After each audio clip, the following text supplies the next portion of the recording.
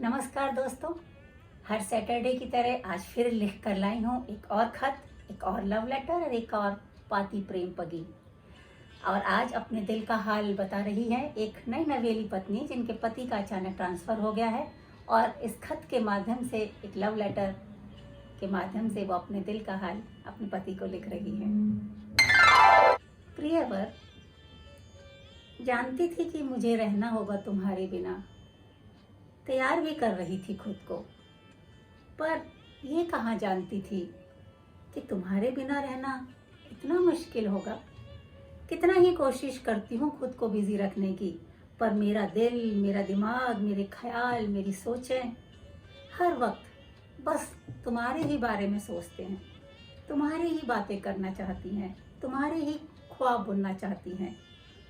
तुम्हारा ऑफिस से आकर उस दिन मुझे पहली बार मूवी ले जाना, कितनी एक्साइटेड थी मैं। क्या पहनूं क्या नहीं, यही डिसाइड करने में कितना वक्त लगा दिया था। और फाइनली तुमने ही अलमीरा से मेरा एक सूट निकाल कर दिया था जो तुम्हें बहुत पसंद था। कल ना फिर वही सूट पहना। उस दिन के सारे मीठे पल सामने आ गए, और वो जाने से पहले वाली रात मुझे स्कूटर से आइसक्रीम खिलाने ले जाना। कितनी ठंडी हवा चल रही थी ना, और स्कूटर के मिरर में से मुझे देखते हुए तुमने कहा था, कितनी सुंदर लग रही हो तुम, और उड़ती हुई तुम्हारी जुल्फें। यार, कैसे रहूँगा तुम्हारे बिना। कुछ सुनाई पड़ा था, कुछ नहीं सुनाई पड़ा था स्कूटर की आवाज़ में, पर लगा था कि तुम बहुत इमोशनल हो रहे हो। तुम्हारे इर्द गिर्द अपनी बाहें मैंने और टाइट कर दी थी, और तुम्हारे कंधे पर अपना सिर भी रख दिया था। साथ ही तुम्हारा मनपसंद गीत भी गुनगुना उठी थी। चांदी जैसा रंग है तेरा, सोने जैसे बाल, एक तू ही धनवान है गोरी, बाकी सब कंगाल। कितना सुंदर गाते थे ना तुम ये गीत। सुनकर तुम मुस्कुरा उठे थे। मैंने देखा था मिरर में तुम्हें। बताऊं, कल संध्या आई थी मिलने। मिले थे ना तुम शादी में उससे? हाँ हाँ, वही जिसने ऑरेंज और ग्रीन कलर की ड्रेस पहन रखी थी। पता है, उसकी भी शादी तय हो गई है। आई थी वो अपने बारे में बताने, अपनी बातें करने, अपने ख्याल बुनने, पर मैं ना स्टूपिड सी सारे समय अपनी ही बातें करती रही, तुम्हारी ही बातें करती रही। जाते जाते बोली, यार आज तूने मुझे बोर कर दिया, अपनी बातें सुनाने आई थी, चल फिर कल आऊँगी, फिर सुनाऊंगी तुझे अपनी बातें। आज सुन ली ना तेरी। ओ गॉड, क्या सोच रही होगी वो। तब से ना मुझे बहुत शर्म आ रही है। तुम्हारे ख्यालों में मैं इतना लॉस्ट हूँ कि दूसरे की फीलिंग्स की कदर ही भूल गई।